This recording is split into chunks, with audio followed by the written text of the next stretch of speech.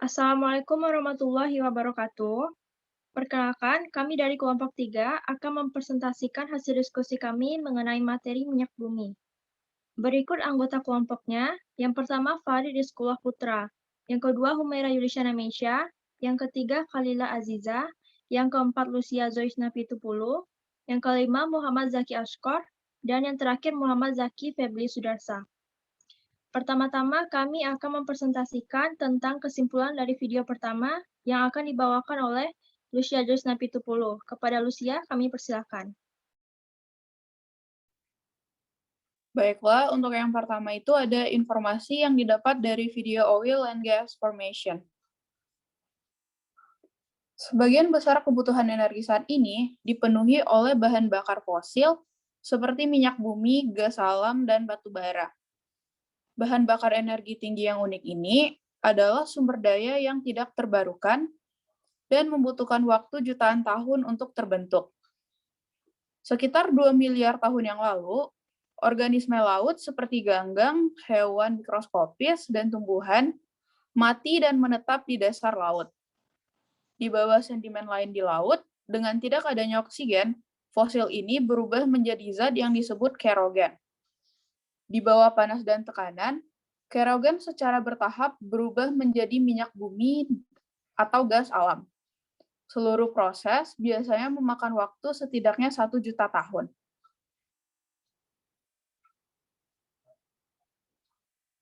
Pada tingkat molekul, minyak bumi dan gas alam adalah hidrokarbon yang terdiri dari atom hidrogen dan karbon.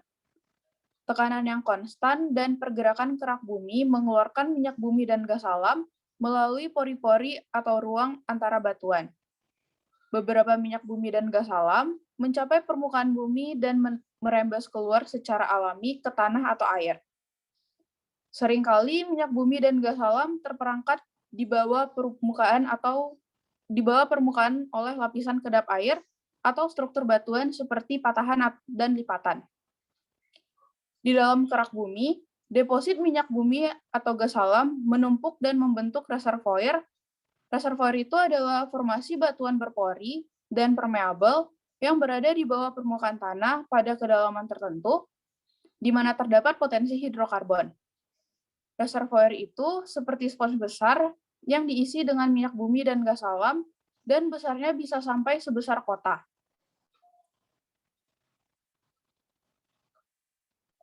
Untuk menemukan deposit minyak bumi dan gas alam, para ahli geologi menggunakan sejumlah teknik survei yang berbeda, termasuk yang pertama itu ada pemetaan geologi, yang kedua ada survei gravitasi, lalu yang ketiga ada survei seismik. Survei seismik menggunakan gelombang suara yang dipantulkan untuk menghasilkan tampilan 3 dimensi interior bumi. Teknologi baru seperti proyeksi 4 dimensi dan rendering itu adalah proses dari membangun gambar dari sebuah model melalui program komputer grafis canggih dari struktur batuan meningkatkan cara kita menemukan deposit minyak bumi dan gas alam konvensional. Sumber daya energi yang saat ini sulit atau mahal untuk diekstraksi dikenal dengan migas atau minyak bumi dan gas alam non-konvensional. Di dunia dengan sumber daya energi yang terbatas, orang-orang berusaha mencari cara yang lebih efisien untuk memanfaatkan minyak bumi dan gas alam non-konvensional atau sumber energi alternatif dan terbarukan dari bahan bakar biomasa atau matahari. Baiklah, terima kasih kepada Lucia. Selanjutnya, kesimpulan dari video kedua yang akan dibacakan oleh saya sendiri. Informasi yang didapat dari video crude oil fractional distillation. Bagaimana minyak mentah terpisah dari komponen-komponennya menggunakan distilasi fraksional? Minyak mentah terbentuk secara alami dari sisa-sisa tanaman mati dan hewan plankton yang mati dan terkubur di lumpur jutaan tahun yang lalu. Tekanan tinggi dan suhu di bawah tanah mengubah biomasa organik menjadi minyak mentah dan disimpan selama jutaan tahun. Tapi, kita bisa mendapatkannya kembali keluar dengan mengebor batu dan membawa ke permukaan sebagai minyak mentah. Akan tetapi, dibutuhkan waktu yang sangat lama untuk membentuk sumber daya tersebut. Dan jika kita terus mengekstrak dan menggunakan pada tingkat sekarang, maka suatu hari kita akan kehabisan bahan bakar fosil, seperti minyak, batu bara, dan gas sebagai bahan bakar non-terbarukan. Setelah diekstrak, minyak mentah dari tanah perlu beberapa cara untuk memisahkan semua hidrokarbon berbeda dalam campuran mereka masing-masing. Hal ini disebabkan karena mereka memiliki sifat yang berbeda-beda. Oleh karena itu, untuk melakukan pemisahan ini, kita menggunakan proses yang disebut distilasi fraksional, atau proses pemisahan komponen dari zat penyusun suatu campuran senyawa larutan berdasarkan perbedaan titik didih dengan menggunakan distilasi secara bertingkat. Selanjutnya, kesimpulan dari video ketiga yang akan dibacakan oleh Farid Rizkullah. Kepada Farid, kita persilahkan. Baiklah, yang ketiga, informasi yang didapat dari video apakah minyak di dunia akan habis. Minyak terdunia pada tahun 2008 lalu diperkirakan minyak di dunia akan terus-menerus menurun setelah 2008 tersebut. Dan hanya akan membutuhkan kita 40-50 tahun ke depan. Minyak ini diproduksikan di negara-negara cadangan besar seperti Arab Saudi, Irak, Iran, Uni Emirat Arab, Kuwait. Produksi minyak di dunia tidak akan pernah habis puluhan hingga ratusan tahun ke depan itu diprediksikan. Karena teknik pengabaran minyak kita akan semakin bisa capai jauh lebih dalam teknik pengabaran sekarang. Saat produksi minyak sedikit terbatas, kita akan mencari teknologi yang lebih hemat minyak hingga stok minyak pun akan terus tetap masih ada. Selanjutnya kita masuk kepada soal pertama yang akan dibacakan oleh Lucia Dresnapitupulu. Kepada Lucia kita persilakan. Untuk soal yang pertama, bagaimanakah proses pembentukan minyak bumi? Minyak bumi merupakan hasil akhir dari penguraian bahan-bahan organik yang berasal dari jaringan tumbuhan dan hewan, baik yang terdapat di darat maupun di laut. Beberapa bagian jasad renik mengandung minyak dan lilin. Minyak dan lilin ini dapat bertahan lama di dalam perut bumi. Bagian-bagian tersebut akan membentuk bintik-bintik. Warnanya pun berubah menjadi coklat tua. Bintik-bintik itu akan tersimpan di dalam lumpur dan mengeras karena tekanan bumi. Kemudian, batuan terkubur makin dalam di dalam perut bumi selama jutaan tahun. Tekanan dan panas bumi secara alami akan mengenai batuan sehingga batuan menjadi panas dan batuan mulai mengeluarkan minyak kental yang pekat. Pada saat itu, terjadi penguraian senyawa-senyawa kompleks dalam sisa jasad renik menjadi senyawa-senyawa hidrokarbon. Makin dalam batuan terkubur di perut bumi, minyak yang dihasilkan akan makin banyak. Berikut merupakan gambar proses pembentukan minyak bumi. Sementara itu, saat lempeng kulit bumi bergerak, minyak yang terbentuk di berbagai tempat akan bergerak. Minyak bumi yang terbentuk akan terkumpul dalam pori-pori batuan pasir atau batuan kapur. Adanya gaya kapiler dan tekanan di perut bumi yang lebih besar dibandingkan dengan tekanan di permukaan bumi, menyebabkan minyak bumi bergerak ke atas. Apabila gerakan tersebut terhalang oleh batuan yang kedap cairan atau batuan tidak berpori, minyak akan terperangkap di dalam batuan. Minyak bumi disebut juga petroleum. Petroleum berasal dari bahasa Latin. Petrus artinya batu dan oleum artinya minyak. Daerah di dalam lapisan tanah yang kedap air tempat terkumpulnya minyak bumi itu disebut cekungan atau antiklinal. Lapisan paling bawah dari cekungan ini berupa air tawar atau air asin. Lapisan di atasnya itu berupa minyak bumi bercampur dengan gas alam. Apabila akumulasi minyak bumi di suatu cekungan cukup banyak dan secara komersial menguntungkan, minyak bumi tersebut dapat diambil dengan cara pengeboran. Minyak bumi diambil dari sumur minyak yang ada di pertambangan-pertambangan minyak. Lokasi sumur-sumur minyak diperoleh setelah melakukan proses studi geologi, analisis sedimen karakter, dan struktur sumber. Baiklah, untuk soal nomor 2 akan dibacakan oleh saya sendiri. Apa sajakah bahan bakar yang dihasilkan dari pengolahan minyak bumi tersebut, dan apa saja kegunaannya?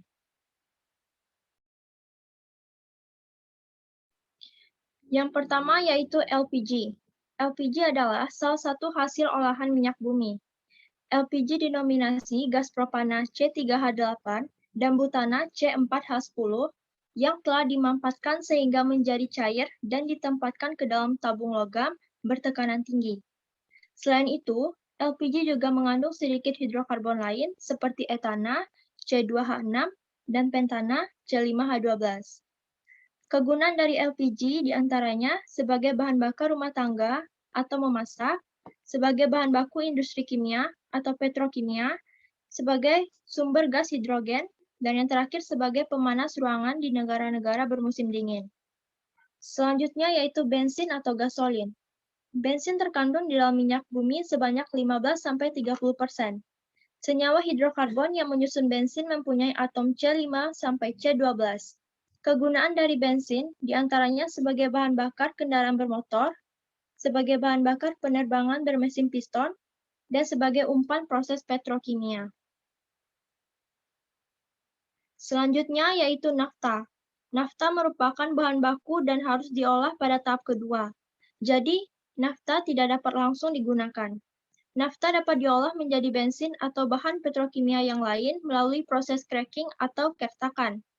Proses kertakan ini merupakan proses pemecahan molekul alkana besar menjadi molekul yang lebih sederhana. Kegunaan dari nafta sebagai berikut. Yang pertama, sebagai penghasil bahan baku industri, baik itu plastik, serat sintetis, nilon, karet sintetis, pestisida, deterjen, obat-obatan, kosmetik, pelarut, dan bahan bakar jet yang dikenal dengan JP4. Selanjutnya, sebagai bahan baku produksi komponen bensin oktan tinggi seperti Pertamax. Yang keempat, kita mempunyai minyak tanah atau kerosin. Kerosin terkandung di dalam minyak bumi sebanyak 10–15%. Senyawa hidrokarbon yang menyusun kerosin mempunyai atom C12–C16. Kegunaan kerosin diantaranya sebagai bahan baku pembuatan bensin melalui proses kertakan. Lalu di beberapa negara berkembang, kerosin digunakan sebagai bahan bakar untuk memasak dan bahan bakar lampu minyak. Selanjutnya, di beberapa negara maju, kerosin digunakan sebagai bahan bakar mesin jet. Bahan bakar ini dikenal dengan aftur.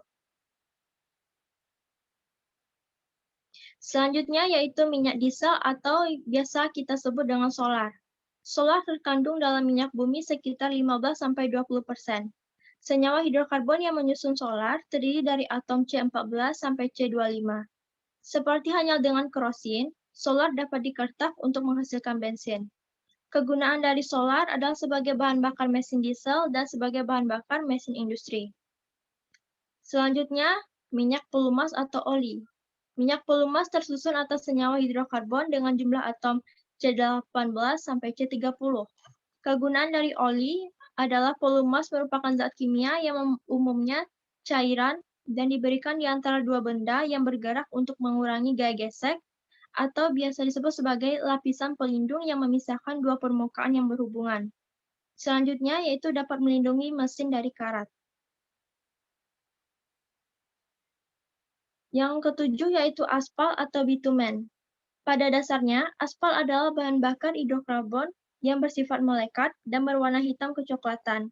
Selain itu, aspal juga tahan terhadap air. Sebenarnya, aspal adalah hasil residu dari proses distilasi yang tidak menguap. Selain aspal, hasil residu yang lain juga ada parafin yang digunakan sebagai bahan baku pembuatan lilin.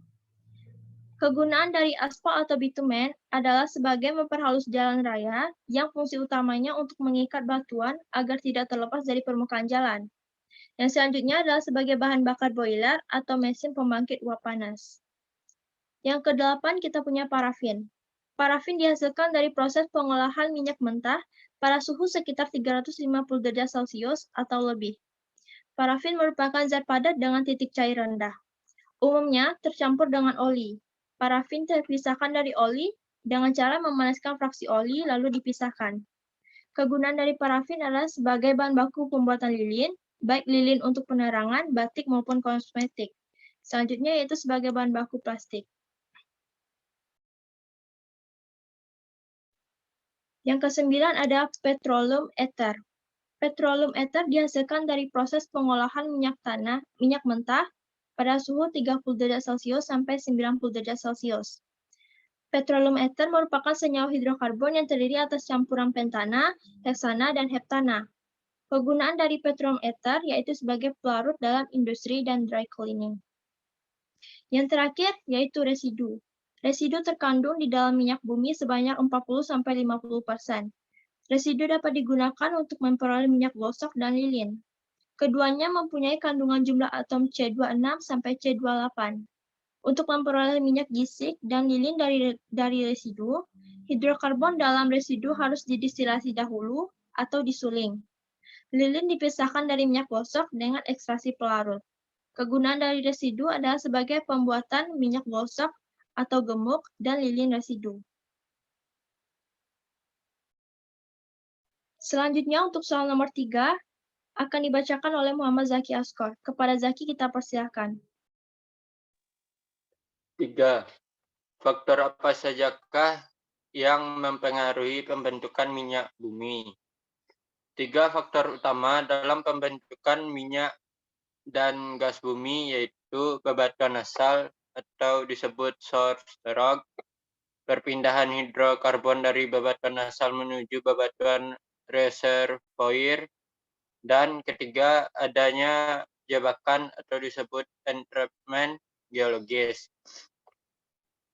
Komponen pendukung terbentuk minyak bumi berasal dari organisme tumbuhan dan hewan berukuran sangat kecil yang hidup di lautan purba yang mati dan terkubur. Kemudian tertimbun pasir dan lumpur di dasar laut selama jutaan tahun membentuk lapisan yang kaya zat organik yang akhirnya akan membentuk batuan endapan atau disebut sedimentary rock. Proses ini akan terus berulang di mana satu lapisan akan menutupi lapisan sebelumnya selama jutaan tahun. Kemudian lapisan lautan tersebut ada yang menyusut dan berpindah ke tempat akibat pergeseran bumi.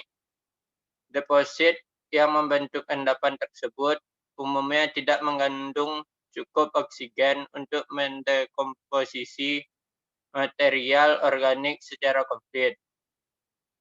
Bakteri mengurangi zat ini molekul demi molekul menjadi material yang kaya dengan kandungan hidrogen dan karbon.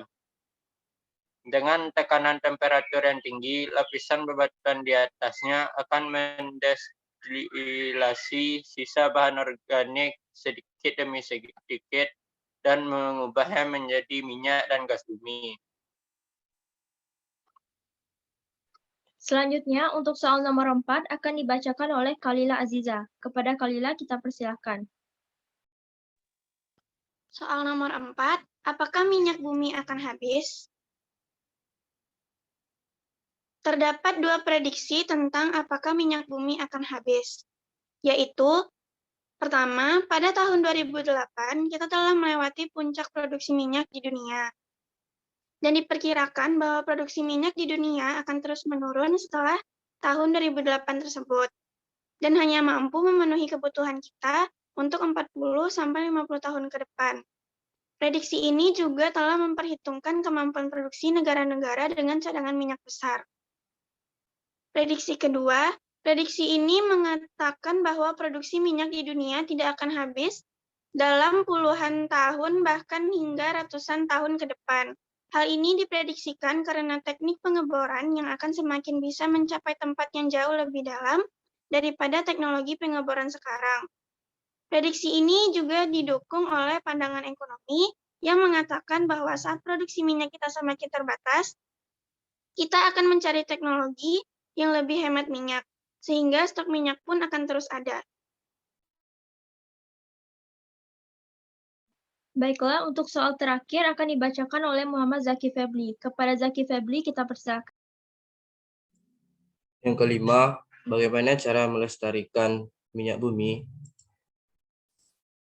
Cara melestarikan minyak bumi yang pertama yaitu tidak melakukan pemborosan pada penggunaannya dan mencari sumber alternatif lainnya. Yang kedua, menghemat pemakaiannya atau dengan seperlunya saja. Yang ketiga, menciptakan bahan bakar alami atau alternatif lainnya sehingga minyak bumi tidak cepat habis. Yang keempat, memakai gas bio karena selain dapat menghemat minyak bumi, juga dapat melestarikan lingkungan. Yang kelima, tidak melakukan usaha pengeboran minyak bumi di laut bebas. Dan yang keenam, melarang melakukan pengeboran secara berlebihan.